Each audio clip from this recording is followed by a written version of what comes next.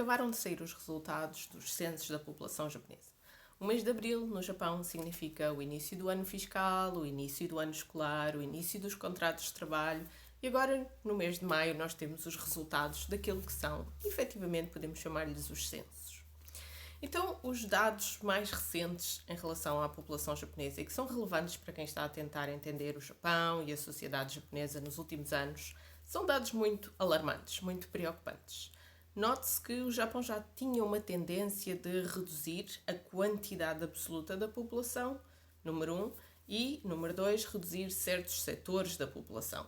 Mas os resultados que refletem a contagem de 2020 e 2021 e até este primeiro trimestre de 2022 são particularmente significativos para quem está numa viagem de estudos japoneses, entender mais de viagem nesse sentido académico também, mesmo que não seja viagem territorial agora, viagem ao Japão.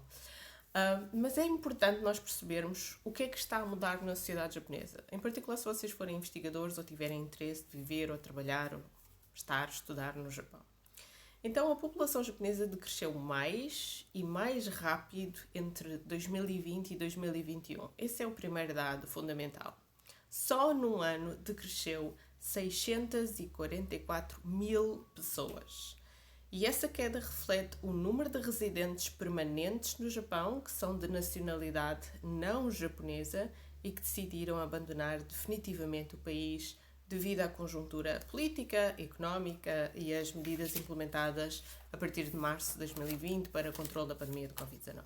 Ou seja, não foi só a população absoluta de japoneses que reduziu, foi também a população absoluta de pessoas que viviam e trabalhavam no Japão, contribuíam para a economia japonesa, mas não eram tecnicamente de nacionalidade japonesa, uma vez que, mesmo que vocês vivam 20, 30 anos no Japão, é extremamente raro as pessoas virem a adquirir nacionalidade japonesa.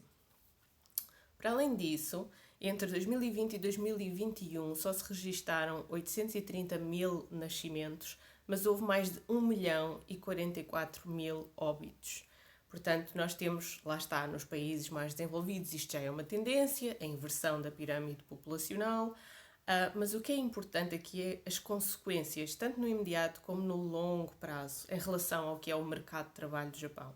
O mercado de trabalho japonês apresenta agora números recorde na carência de trabalhadores em setores específicos, como por exemplo a indústria e a agricultura.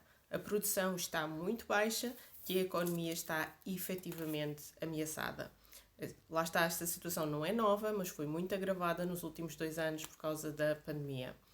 Uma das consequências da implementação de medidas que estimulam o isolamento dentro de casa durante a pandemia, mesmo que não sejam medidas coercivas, as pessoas não eram trancadas em casa, não lhes eram barricadas as portas, como nós vemos acontecer e como nós vemos nas reportagens de alguns sítios da China. No Japão isso não aconteceu, mas mesmo que não fosse uma medida coerciva das pessoas ficarem isoladas e fechadas em casa, o que aconteceu é que houve um incentivo a que o fizessem.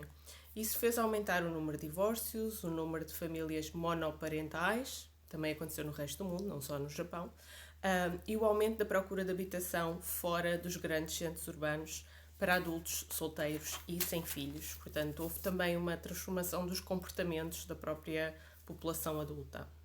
Notem também que os japoneses nascidos entre 1960 e 1989, que têm agora entre 30 a 60 anos e, portanto, são a força de trabalho da economia japonesa, apresentam divisões muito profundas ao nível da perspectiva que têm sobre a vida, o trabalho, a família e a sociedade.